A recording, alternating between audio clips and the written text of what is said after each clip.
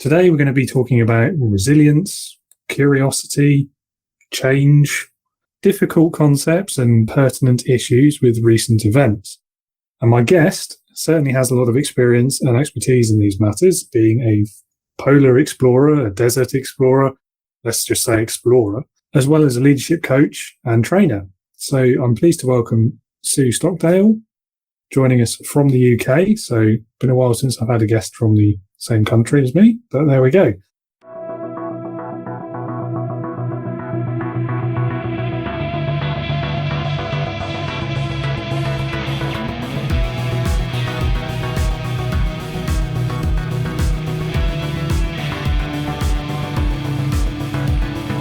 Welcome to the Leading with Integrity podcast. Leadership talk for the modern manager. With your host, David Hatch. Sue, thank you again so much for taking the time to join me today. It's really nice to have you here.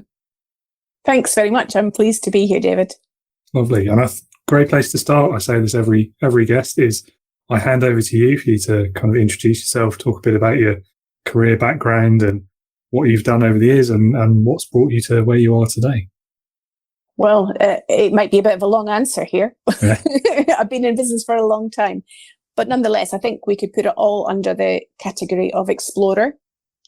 And by that, I help people to explore their potential so that they can be the best version of themselves in their job or whatever they're doing. I came to that initially. I had a corporate career and working in training and development, helping people to develop leadership and management skills. And then I put that to the test by going on a lot of different polar expeditions. And when you're not an effective leader in that sort of environment, the consequence could be fatal. So it really does test one's leadership skills.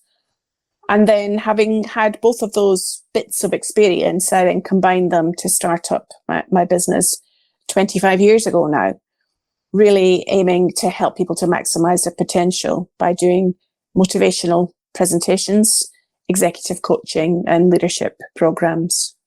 So really anything that helps people, regardless of what sort of business they're in, to really be a better version of themselves.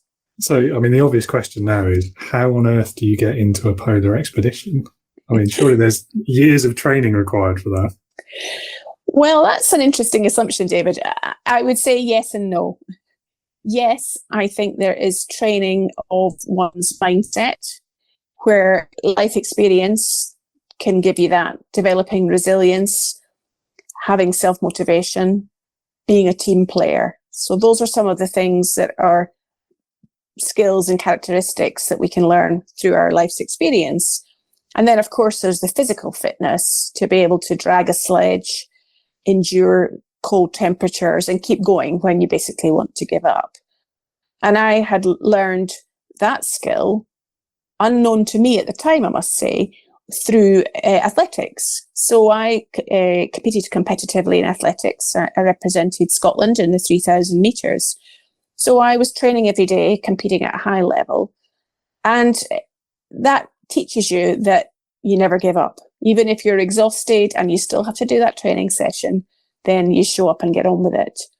And that was a great test bed for me to then apply that mindset when I saw an advert in the newspaper to join a team of novices and go on a North Pole expedition. So it does pay to read the newspaper as well, and then you spot those opportunities.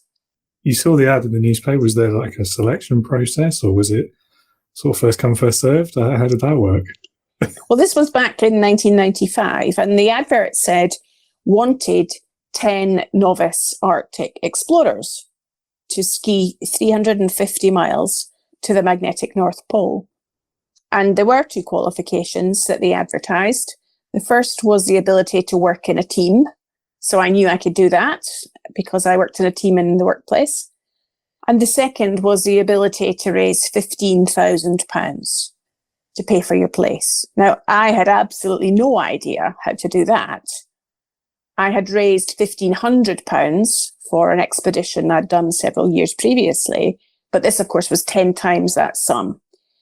However, I said to myself, if it's meant to be, I'll find a way to raise that money. So it didn't faze me too much, because I thought, what's the worst that can happen if I send off for information? If I take that first step, there's no consequence to that apart from following my curiosity. So I sent off for the brochure, and would you believe, when it came back, it was all pictures of men, and it said, "Are you man enough for the ultimate challenge?" Now, I don't know about you, David, but that certainly motivated me to apply. Yeah, that's awkward, isn't it? And it wasn't the intention of the organisers to perhaps put off women from applying. In those days, that was the way that the expedition was marketed. And about 500 people applied for the expedition. And then there were a whole series of selection tests to narrow down the final successful people. That included psychometric tests, the sort of tests that we see these days in business. There was the military assault course at Sandhurst, where all the British officers in the army are trained, which was pretty tough.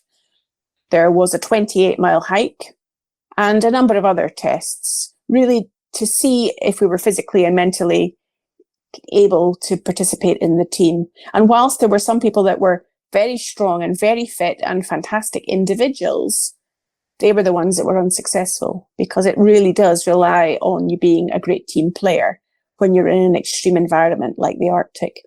Yeah, I can only imagine. You got through, obviously, and what happened next? I'm really curious about this. You know, I've never met a polar explorer before. Well, when I got word that I had been selected, I ended up being one of the 2 women in the team. The other woman was from Sweden, and she was living and working in Britain. And then there were 8 other novices and 4 experienced explorers, the main leader being Sir David Hempelman-Adams.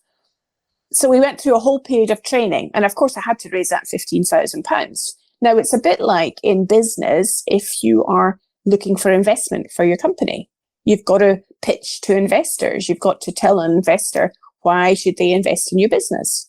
Or you've got to present a business case to your boss in the workplace and say, why is this project viable for me to get involved in? It's a really important skill for us to learn for business, is the ability to concisely put your argument together and try to convince somebody else as to why they should spend some money on you. Now, I thought, well, why would a sponsor want to pay me £15,000 to go on an expedition? And as I began to then research what we were going to be doing, there were 2 things that were going to be really helpful. One is that I realized as I researched that I would become the first British woman to reach the magnetic North Pole if we were successful. So that might create a little bit of media coverage. And the second thing is our expedition was going to be filmed by the BBC. And then excerpts from our journey would be going out on BBC Breakfast News. So with the potential for a sponsor to get primetime media coverage and maybe some coverage if we were successful, of course, I thought that was a compelling argument to put to any sponsors. So then you have to think, well, who are those sponsors going to be? And that's where I think, we can use creativity in the workplace. And I thought, well, anything to do with women, anything to do with the cold, and anything to do with outdoor adventure. So I wrote a big list of companies that I would approach that were relevant in those different areas. Now, this was in the days pre-email. So most of it was letter writing and sending it in the post. Now, that takes a little bit of time and research to even find out who you're going to send the letter to. Anyway, long story short, I sent out masses of letters. Most people didn't bother reply, and those that did said no. But I didn't get downhearted. And again, I said to myself, if it's meant to be, there'll be a way that this will work out. And eventually I got a call from Bird's Eye, who are a frozen foods company and make fish fingers, amongst other things. I went in for a meeting with them and explained my pitch. And after a long conversation, they agreed to sponsor the entire £15,000. Now, that wasn't just because they felt good and liked the story, of course. They saw it as a compelling media opportunity. And in the end, when we were successful, they got far more than their money's worth in terms of media coverage. So for me, that was a great learning in being able to pitch an idea, step into the other person's shoes and work out why would they want to support you. And then to be concise and put your argument forwards. And luckily, it worked with Bird's Eye. Well, there's some great lessons in there, definitely. I'm guessing that, I mean, there's two other things we can talk about from your actual experience once you got there as well. And I think you've talked about motivation a bit already, but I'm sure there must have been so many more lessons about keeping yourself motivated on a trip like that. Yeah, motivation is a challenge. And just to give the listener a sense of what the Arctic environment is like, well, it's all white.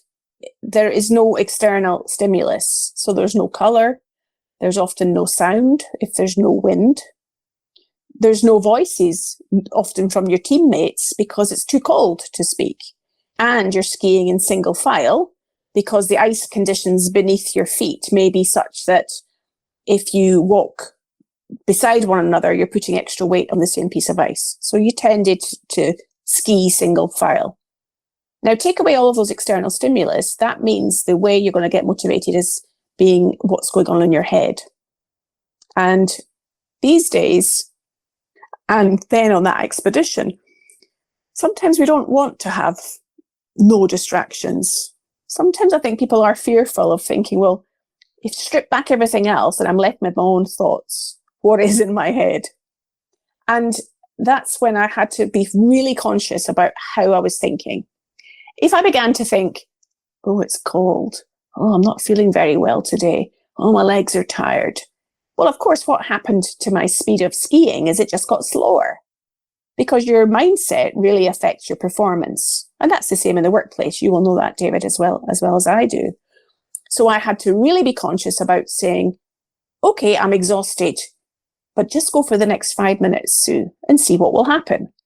And then I had to get through the next 5 minutes and say, oh, well, if I can do that, I can do the next 5 minutes. And I would do that. And before long, I had managed to ski for an hour. And then, of course, you say, oh, I've done an hour. Okay, well, I'll do the next hour. So the lesson for me about motivation, and this is as relevant for the workplace as it is for the Arctic, is to just take small steps. Small actions continuously add up to progress. And it's so easy sometimes to say, oh, I'll just not bother. I'll just not make that difficult phone call. I'll just leave that till tomorrow. The challenge is to just almost switch off your thinking brain and just do the action. That's what I found is really helpful in the Arctic as well as in the workplace. Yeah, I can't speak to the Arctic, obviously, but yeah, certainly in the workplace, it's very easy, I think, to sort of embrace the distractions because it means you don't have to deal with the more difficult task or the challenging phone call, as you say, or perhaps the difficult, in inverted commas, colleague. Yes, no, I'm sure we've all been guilty of that at various points of our careers. I know I have. It's quite an uncomfortable place, it sounds like. What advice could you give people then about becoming comfortable with the uncomfortable and the advantages that you can achieve from that? Well, isn't it an interesting word, uncomfortable? Because for everybody, we will all have different things, situations that make us uncomfortable. And often I've learned in a lot of the coaching work that I've done with leaders and managers since then, it's the same as being in the Arctic, is the uncomfort or the discomfort comes from the unknown. Well, what if I meet a polar bear? What if the ice is going to up and up in front of me and I'll fall into the sea? What if we run out of food? There's all of those fears that can cause us to feel uncomfortable. And the way in the Arctic that I tried to dispel that discomfort was to just then say, okay, well, let's actually think about that reality. What is the worst that could happen? And come up with some sort of strategy for managing that discomfort. And times we couldn't come up with a strategy, or at least I couldn't come up with a strategy. But having faced the fear, having faced the unknown, it then somehow isn't as scary because you've either voiced it or you've expressed it. I think what makes often, for me, something feel uncomfortable is because I'm imagining all these potential consequences in my head. Well, what if I don't get that report finished today? Then that means I won't get it to the boss by tomorrow. And then that means she can't make the decision. And then that means, and we catastrophize from one small action. All of a sudden the world's ended. And that doesn't take you anywhere when you're in the Arctic. Otherwise you would never get out of bed in the morning. So you have to be able to manage that uncomfort, that fearfulness, by actually coming back to saying, it's a bit like the small steps analogy I made earlier, is to say, okay, well, let's just think about what is the worst. And if I can face that, then why not just take this first step? There's 3 things that often influence how we manage discomfort. There's emotion. So are we highly emotional in a situation, or are we able to manage our emotions effectively? The second thing is thinking. Are we overthinking? And as I mentioned a minute ago, catastrophizing. And then the third activity, if you like, is action. And what I see often with people is they are high on emotion, high on thinking, low on action. So you can probably imagine as I'm speaking, David, what that feels like. You might have experienced it yourself, or you might have seen others. So for the antidote, if that is your reality or the listener's reality, the antidote to that is action. Take any action, just do one small thing and it will take you further forward. It stops this cycle of potential catastrophizing. And that's in the Arctic, is saying, okay, well, I can't do anything about the weather, and I can't do anything about a polar bear showing up, and I can't manage my colleagues, how they are going to feel. All I can do is manage myself. So how am I going to choose to behave today? What am I going to do to make sure I feel safe and comfortable? And that, I apply that in all different parts of my life and work these days, is if I know I'm feeling uncomfortable, I say, okay, what's the one action I'm going to take to feel more comfortable, rather than just keep being overly fearful about what could be. I don't know if that makes sense, but that's my strategy. Yeah, it does. And I think it's a great strategy, and I can see it being applied to other areas as well. I mean, personally, I've always found, the more stress I feel I'm under, the more those kind of the emotions slow me down, the more I overthink things, and the less able I feel to act.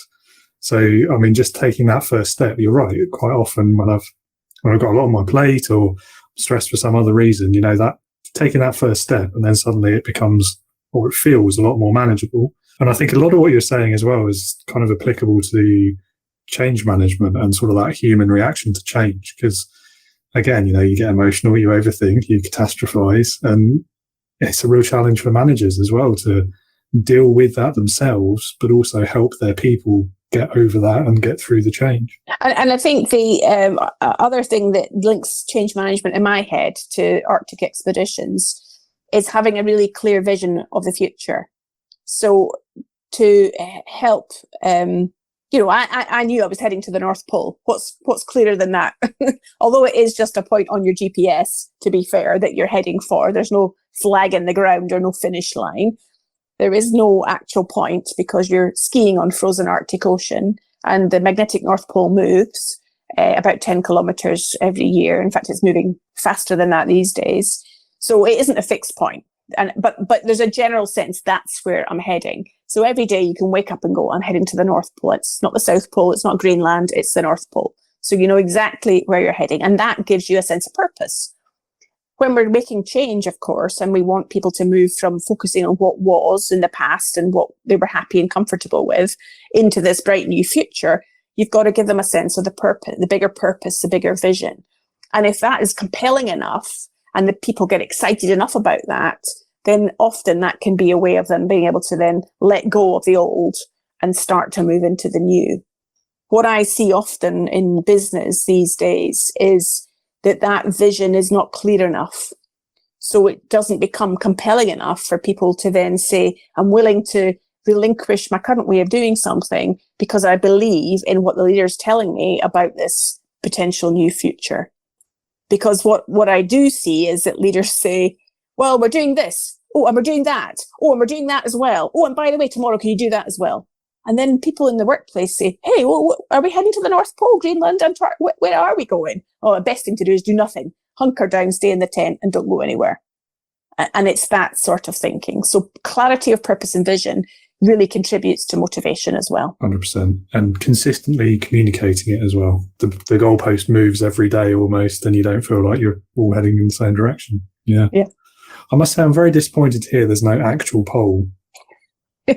Well, if you went to the South Pole, you could get to a pole there. There is a point on the ground there, but because that is a fixed landmass. But up in the Arctic, no. I'm afraid no pole. No. I was going to say, all those cartoons as kids have been lying to me. Well, there was an expedition I did several years later. I went to the geographical North Pole, which is what we would all know as the top of the world. I went to there from the Russian side of the Arctic, from Siberia. And when I got there, there was a Frenchman who had spent a month at the North Pole. And every day he had to repitch his tent and take himself back to the North Pole. Because, of course, it was frozen ice. The Arctic Ocean moves. So he would pitch his tent, and today he would be at the North Pole. Then the ice, of course, moves. And then he would have to repitch his tent back at the North Pole. And what he did was, for that month, he's recorded who showed up, who turns up at the North Pole. And during the season in March, April, May, when the temperatures are getting warmer, that is the kind of polar season. And he had amazing stories to tell about people that were skydiving, that were going under the ice. There was even a photo shoot for a Russian brand of car that had been airlifted into the North Pole for a photograph. I mean, you know, it was quite an intriguing story he had to tell. I think he was going to write a book about it in the end. No doubt it would have been an interesting one to read. So, yeah, the North Pole is actually kind of almost fictitious. Oh, I'm so disappointed by that. It sounds like a really interesting book. It must be maddening having to move your tent every day, though. Yes. And then where to? Oh, yes, another white piece of ice over here. Let me go back there. Yeah. Wow. I wonder how far he had to move over the course of was it a month, did you say? Yes. Well, I know that when we got to the geographical North Pole, and then there was a storm and we had to camp out in our tents, that for 24 hours, in the 24-hour period, we had drifted 10 miles. So the ice does move quickly. So he probably had a lot of walking to do. I wonder if that's getting worse with climate change as well, the distance it moves. Well, maybe he just takes a canoe now and paddles there, because certainly in the Arctic melt, it's I don't think there is any ice there. Yeah. Well, hopefully at least it's still cold enough you wouldn't want to swim. But I mean, in all of these expeditions you've done, in kind of the corporate career you had, I think it was in the energy sector. Yes, that's right. Yeah. Probably don't want to talk about that too much right now. And then obviously starting your own business since. In all of those kind of very differing experiences, what would you say has been the biggest challenge you faced, and how did you overcome it? Oh, that's a good question. I wouldn't necessarily say there's one biggest challenge. There is one probably that does stand out. And when I started up my company 25 years ago, I set up a sort of separate part of it that I was looking to grow and sell. So this was in the days of the early days of the tech boom. Portals like Yahoo, Netscape, these company names may not even mean anything these days to listeners, but they were the early versions of the Googles that we have today as search portals. So I decided to set up a tech part to the business as a portal supporting women who were getting into entrepreneurship in this part where I live in Britain. And because at the same time, I just finished an MBA in entrepreneurship. So I had the academic route, if you like, that said, this is how you start up and grow a business and scale it up. So then I was following that formula, and the business was growing, but I wasn't enjoying it. And I kept on thinking, kept on having to push harder and think, if only I do this, if only I do that, we'll make even more progress. And then one day I went for a cup of coffee with a friend, and she said, look, if you're not enjoying it, why don't you just sell the business or close it down? Now, she didn't realize at the time how impactful her comment was, because it did make me really stop and think, whose journey am I on? Am I on somebody else's journey that happens to be a textbook that says this is how you start up and grow a business? Or am I on my journey? And when I really, again, stripped back all of those distractions and sat there myself with that coffee and said, maybe my journey isn't that. Maybe my journey is about inspiring people myself directly, as opposed to building something that's a tech portal.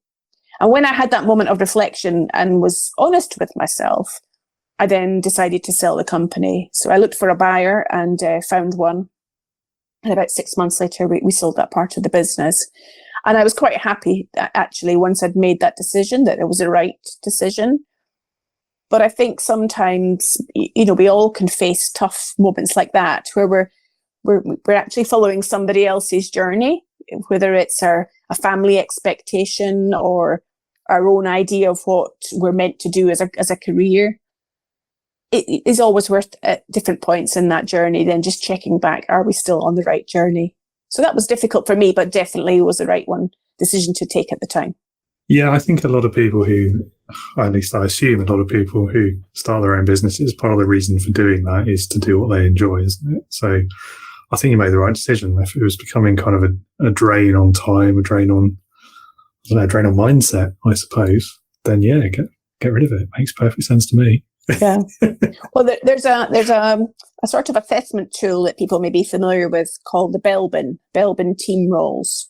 And I think it gives people a sort of different types of characteristics that you have within a team.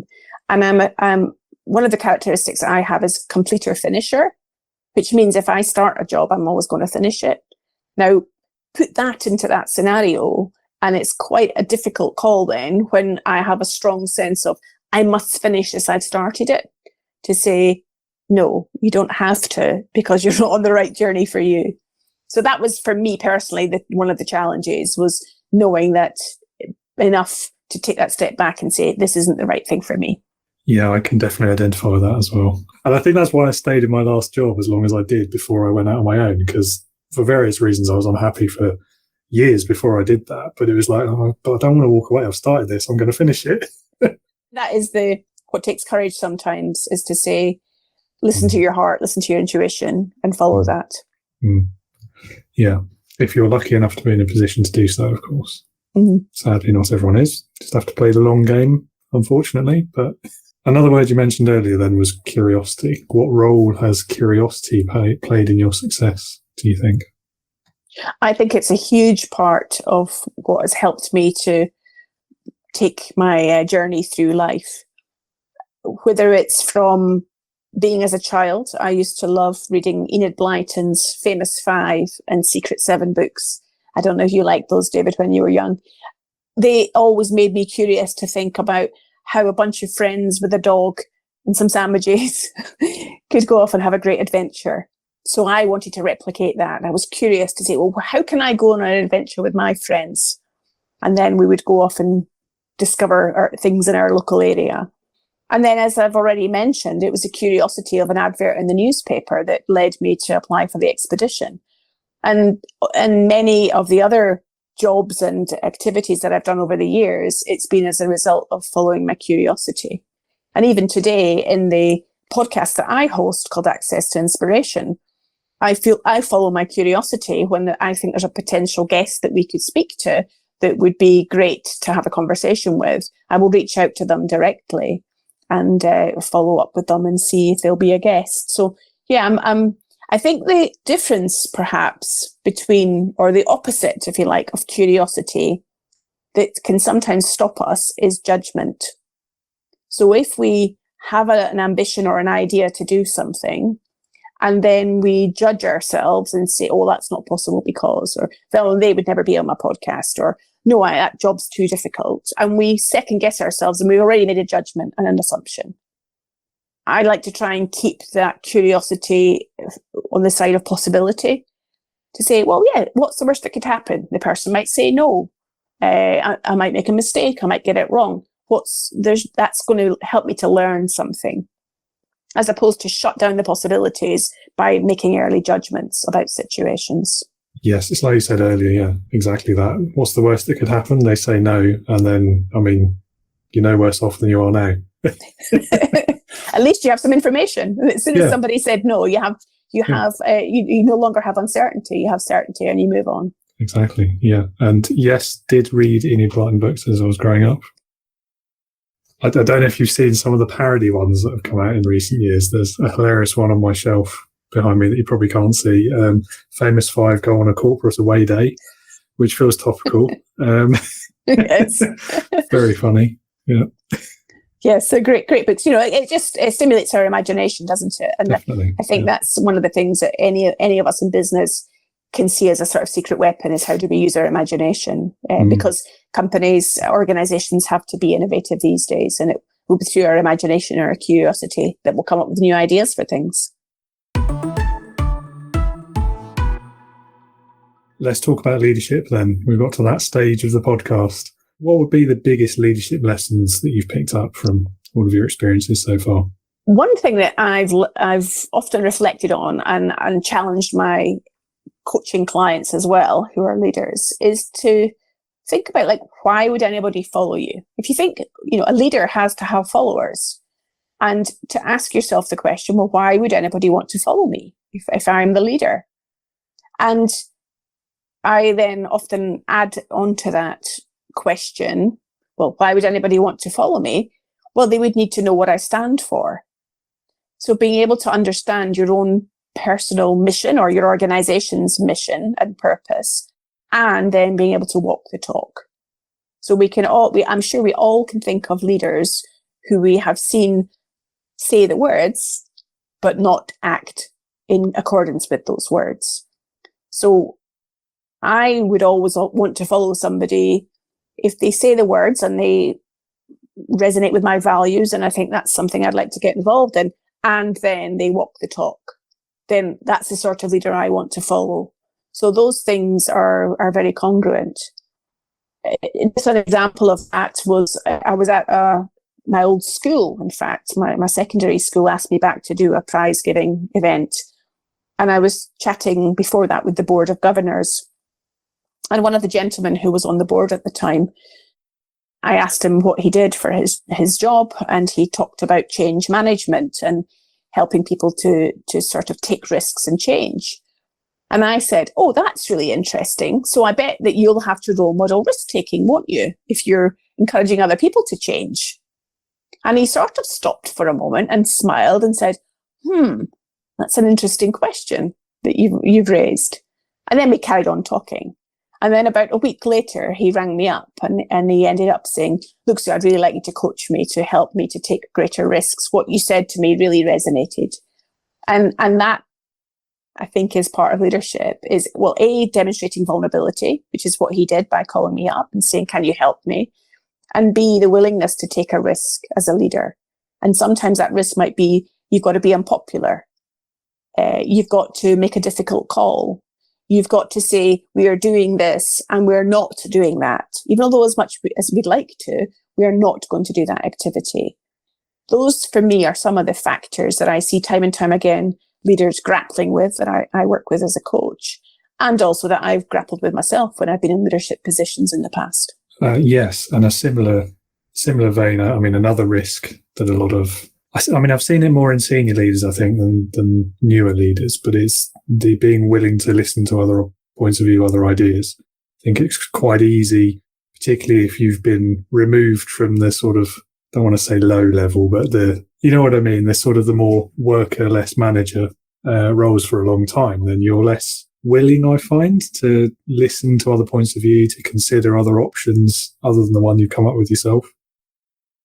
And perhaps because it's seen as a risk, a lot of leaders do feel that weight of responsibility quite heavily, and that leads them sometimes to think, well, I'm responsible for it, therefore it's got to be my decision. I will, it's got to be my idea. I can't be swayed from my idea. All I would add to what you're saying there, David, is my sense is sometimes the definition of leadership, or people see what leaders need to do, is leaders have to have the right answers. I think leaders have to be able to ask the right questions and then be an enabler of often others coming up with the right answers, or corralling everyone together to create the right answer. But a leader doesn't have to have the right answer, because, as you said, if they have been around for a long time, what worked for them 10, 20 years ago may not be what's going to be the right thing to do now. So they have to be able to then get information from others who are perhaps closer to the current way of doing things. Absolutely. No leader, no matter how capable and intelligent they are, is going to be equally competent at every single job of every person they're managing. You've got those people there for their expertise. So if you don't take on board that expertise, then you're missing a trick.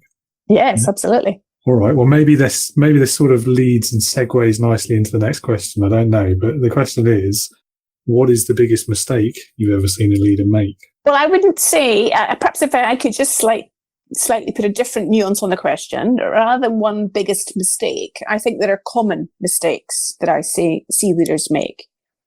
One is, and I've alluded to it a moment ago, is they find it difficult to say no. And there's a Harvard professor, Rebecca Henderson, who I heard talk one time. And one of the phrases that she said that really stuck with me is, leaders need to learn to say no to good things. And if you think about it, there's lots of different opportunities that we can have in our jobs, in our business, in our lives, in fact. And we haven't got time to do everything as much as we'd like to.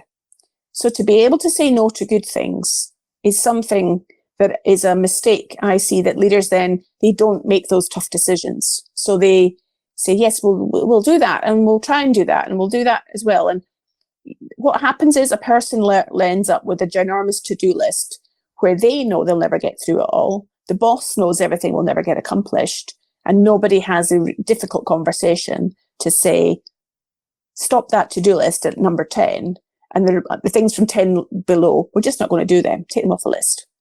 Because we have to accept that we will say no to good things. So that's one common mistake that I see.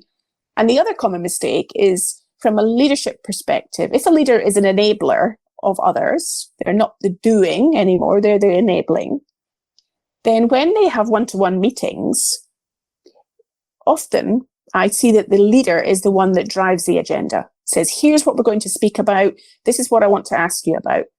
And they're not enabling their people to actually create the meeting agenda, to drive the agenda. I once worked with one leader who had about 30 people reporting to him, and it was a very operational role of an organization, large organization. And he was spending all his time organizing these meetings one-to-one with his team and so on. And he was just frazzled. He didn't, frankly, have enough time to do that. So I said, well, if you were an enabler, what if your team members that are reporting to you, what if they set the agenda for the meetings? They come prepared. They come with the points that they want to learn from you. So you, on the way, you bring a bit like an essence of a really expensive perfume or aftershave.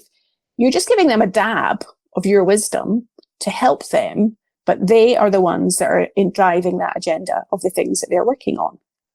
And all of a sudden the penny dropped, and he realized that when his time was so precious, how he used it could be adding most value to those people, rather than spending all his time preparing agendas and meetings for somebody else to show up and participate. And it's those small things, we're back to the small steps analogy again, David. Small things done regularly can make a big difference to how a leader uses their time and uses it effectively. So being able to say no and being able to then actually enable others to take control, because that leader doesn't have to have the answers, but they need to be a great enabler. Completely agree. Yes, it's consensus building, isn't it? The enabler analogy I think is particularly powerful when you look at helping to not push forward, but helping to facilitate the personal development of your colleagues. I think that's one particular area where a lot of leaders, a lot of businesses actually will go into that conversation thinking, right, for my business, this is what I want you to do. This is what the skills I want you to learn, and so on. When actually it's called personal development. That first word is pretty key. The person should be driving it. They should be saying, these are the skills I want to learn. I think they would also be useful to the business, but that's not necessarily why I want to learn them. Well, imagine going into that sort of conversation where the leader asks only a few questions and says, what's the most critical thing that you're working on that you need help from me with? What are you avoiding? And what are we not talking about here that would help us to be able to work on it together? And if you could change just one thing about your day job, what would that one thing be? 3 questions that might get your colleagues to think in a different way, rather than following a traditional agenda of, well, what did you do last week and how's it going and have you met your targets? Which, in my experience, frankly, demotivates both parties. Yeah, massively. My experience too, definitely. Yeah. Let's go a bit more positive spin on a similar question then. What's the best thing you've ever seen a leader do? Well, there's been lots of leaders I've interacted with over the years that have really inspired me. There's one leader that I can recall around walking the talk. I talked about that earlier, David, that This person was a global leader of a large global multinational organization. And I went to an event where they were speaking. And I was very inspired by what they had to say. And afterwards, I managed to grab them for a couple of minutes, in that networking time where you can get a conversation with somebody. I managed to get a minute of their time. And I said, I'm putting together this portal I was talking about earlier about women entrepreneurs. I said, and I'd love to be able to interview you for our portal. And whether it's just ask you some questions or send you some questions that you respond to remotely, I'd love to be able to use you as a role model to inspire the people that come on this portal. And she said, that sounds great, Sue. Send me the information. I will get onto it. Now, I've heard many people say that to me over the years, and they may have the greatest of intention at that time. And then, of course, nothing happens. This leader was different. However they'd had their system organized or whether they were just efficient, I don't know. By the time I got to my desk the next morning, that leader's PA had emailed me and said, following up on last night, what are the questions that you'd like to ask? And we'll make sure we get onto it. Now, this was more than 25 years ago. This happened to me, and I can still vividly remember that experience. What did that tell me? That told me that for that leader, I was left with a feeling that I matter to that leader in that very short space of time. Now, that's a huge impact for somebody to have, I think. And I also think that they walked their talk. Now, was it that if they were too busy, they would have said, no, I can't do that? Or is it they had a very efficient PA that helped them to manage their time? I don't know, but that was the effect it left with me. And I think it was Maya Angelou. There's a quote that I'm always minded of. I think she said, people will forget what you said, people will forget what you did, but you will never forget how they made you feel. And for a leader perspective, I think that is a really important quote to remember. And that leader made me feel important. I got that interview, and that inspired all the people in our portal. So that was a great leadership lesson for me to see in action. Yeah, that's a really nice example. I mean, we've all been there. You hear those fated words, and then that's the last thing you ever hear from them for the rest of history.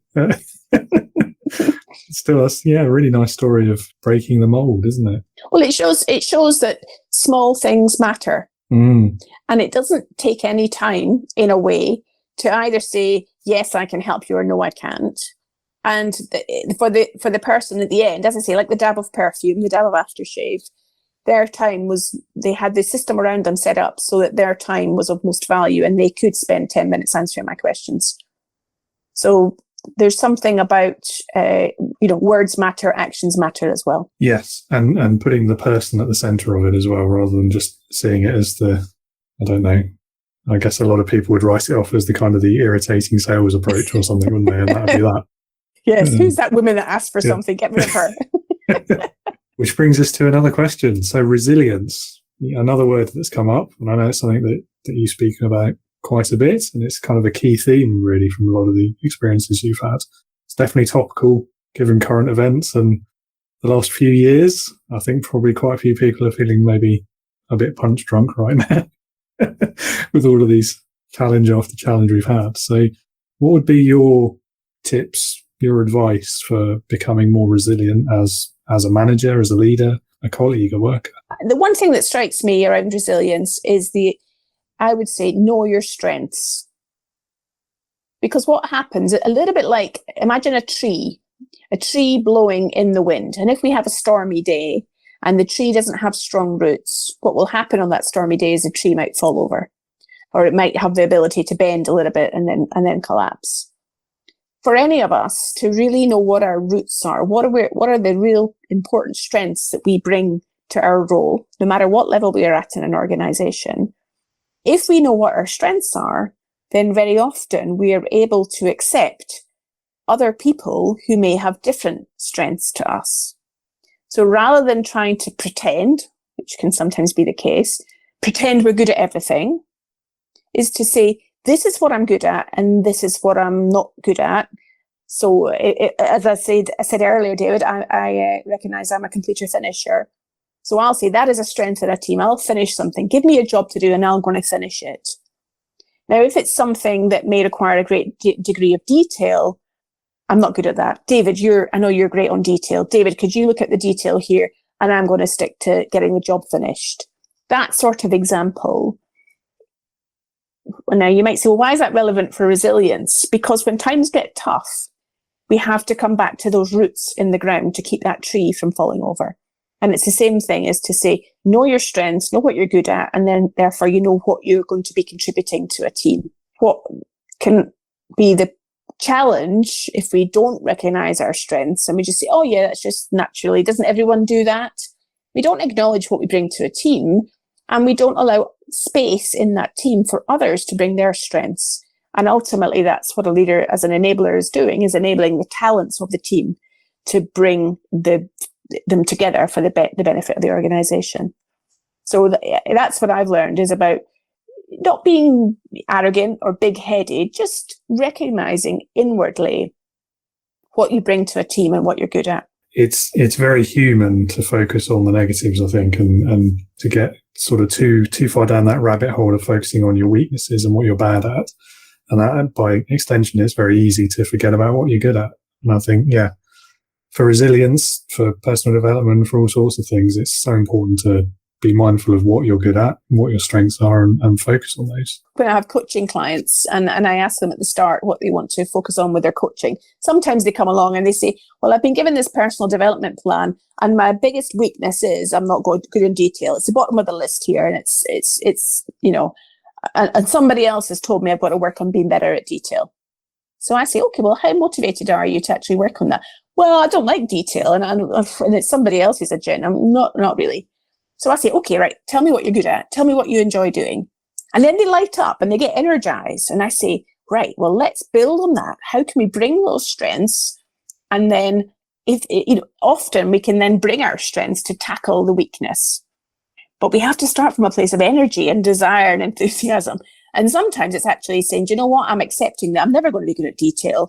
Somebody else is going to do that. And I'm going to bring a greater contribution to this team by really leveraging the strength that I have. So it's that sort of positive psychology. And it's certainly helped me over the years. So I hope it might help your listeners to remind themselves of the same thing. I'm sure it will. Yeah. Massive red flag in that first sentence, though. I've got to say, I've been given this personal development plan that says, oh man. That does happen, let me tell you. Start pulling your hair out straight away. Like, Yes. oh, dear me.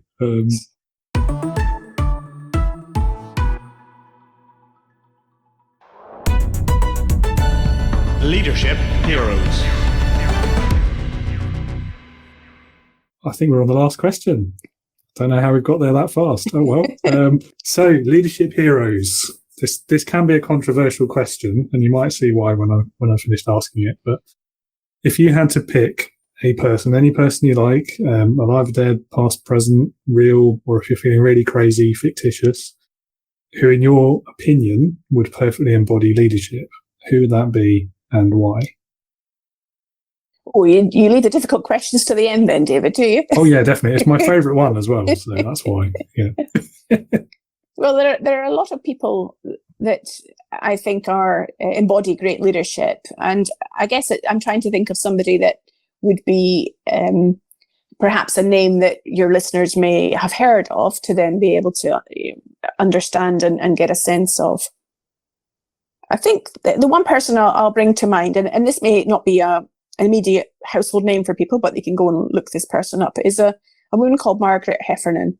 And Margaret Heffernan was a CEO of multimedia businesses in the US. She's run a lot of tech companies, and she's written many books on women's entrepreneurship and more latterly on many other topics to do with business and change. So she's a great author as well as being a business leader. Now, a number of years ago, I went to Margaret she was my mentor for a while. And what she said to me was on one of our mentoring conversations, well, it wasn't what she said to me, it was how she said it to me. She was very straight talking. And she said, the best way I can serve you, Sue, is to be honest. And here's the things I think you should work on, and here's the things I think you should not work on. Now, at that time, it was tough to hear what she had to say. But now, and more recently after she'd said that to me, I realised that sometimes people that know us best, not saying she knew me really well, but people that know us give us the most important messages. And sometimes we might think it's difficult to hear them. And that's, I think, the real job of a leader sometimes, is to give the message that needs to be given, even although they know that maybe the recipients of that message may not want to hear it at that time. But they're giving that message with the positive intention behind it. And that's for me, one of the great skills of a leader, is to be able to not avoid the difficult conversation, to do it with empathy, to do it with heart and authenticity, and with the innate desire that they want to help that other individual, but they don't shy away from saying what needs to be said. And we can see that in all walks of life. If we just look around our society, our economy, how often are we seeing people giving difficult messages, giving it with empathy and positive intention? I think sometimes we don't get so many great examples of that, and I'd love to see more people being able to do it. I agree. Yes, lovely example again. Yes, the authenticity is the bit I think that's missing in a lot of particularly well-known leaders who get a lot of media attention of late. Yeah. Yes, it's. I think. Well, we're back to the distractions, aren't we? And the shields that people put up to sort of protect themselves from showing their true self in a situation. And I can understand why leaders, individuals do that. We all want to keep ourselves safe. We all want to protect ourselves. And yet within that, I think the congruence, authenticity needs to shine through to develop empathy with those people that you're leading. So I'm sure your listeners will be able to be the judge of how authentic they get a sense of how this conversation has gone across, but in terms of just what I'm saying and how I show up. Yes. And to your point about being able to say the difficult thing, I think it's equally important for leaders to be able to hear the difficult thing and not react, perhaps as the person they're saying it to might have. Yes. And my advice there would be take a breath and count to 5. Yeah, definitely. Try not to have the instinctive reaction. Yeah. We've all done it. I'm sure none of us are proud of it, but lesson learned. Well, that's it. We're all humans. Isn't that the wonderful thing about being a human being? Indeed. Well, that's a great conversation. Thank you so much. And only thing really left is for me to give you the chance, if you'd like to point the listeners to a podcast, a website, perhaps a book you may have or be writing. Don't know. Leave it up to you. Well, I would say that SueStockdale.com is my own website, and on there you'll find my latest book, Explore a Life of Adventure, and all the other services that I offer. And I might just also give a little name drop for our podcast, accesstoinspiration.org. You'll find it there. Lovely. And I'll put those links in the episode description as well, so people can find them easily. And I think that's it. One other question just occurred to me. Are there any more polar expeditions in your future, or have you retired, as it were? Well, I haven't retired from adventure. In fact, I've just come back from a desert expedition. I was in the Wadi Rum Desert in Jordan, out with the Bedouins and their camels. And future adventures planned. I was back in Greenland just a few years ago, dog sledding with the Inuit hunters there, and out with their dog teams. So I'm not out every year doing a big adventure, but my adventurous lifestyle has not finished yet. Pleased to hear it, and best of luck for the next one then. Thank you. Thanks very much, Sue. It's been lovely talking to you. Thanks, David. It's been great to speak to you. I hope everyone found that helpful and useful. If you would like to learn more about Sue, what she does, perhaps listen to one of her podcasts, then I've again put the links in the episode notes so you can find that. And I do recommend all of those things. I'm certainly going to be getting a copy of her book as soon as I can. If you want to learn more about leadership and leading with integrity, if you're a new manager, a first-time founder, first-time leader, and you're struggling with that leadership, then I'm here to help. Hopefully you've heard by now, but I'll repeat it just in case. I am launching a brand new online live training course for new leaders, first-time founders, people who need support with their leadership. Perhaps you're facing issues like quiet quitting, staff disengagement, perhaps you've got retention problems from the Great Resignation, or perhaps you're just stressed about getting the most out of people in these increasingly difficult economic times when it has become so much more important. So if any of that sounds familiar, the Leadership Starter Kit Live is the new course. It is available from January. You can pre-purchase now, you can enroll now, and we'll start in probably the middle of January, second or third week. We'll see how we go. And in celebration of my own company's third anniversary, which has just passed towards the end of last month, I will be offering a 50% discount on the first 10 people or learners who enroll on this course. So if you want to learn more, the website for that is www.leading-with-integrity.co.uk/free webinar. And that will take you to a page where you can register, funnily enough, for a free webinar. That's about 40 minutes. It will give you a bit of an intro to my approach to leadership, the Leading with Integrity system or method. At the end of it, I will talk a bit more about the Leadership Starter Kit Live and give you the opportunity to sign up for it, register and have a call with me, and we can go from there. So again, the Leadership Starter Kit Live. It's leadership training, it's improved, it's online, it's interactive, and it is live. And act quickly if you want to get that discount. As I say, only the first 10 people will qualify. So I hope I'll be speaking with you soon, and I will see you either at the webinar or on the course. Hopefully both. And that's all from me. Thank you again. Have a great Christmas and all the best for the new year. And remember, be a leader, not a boss.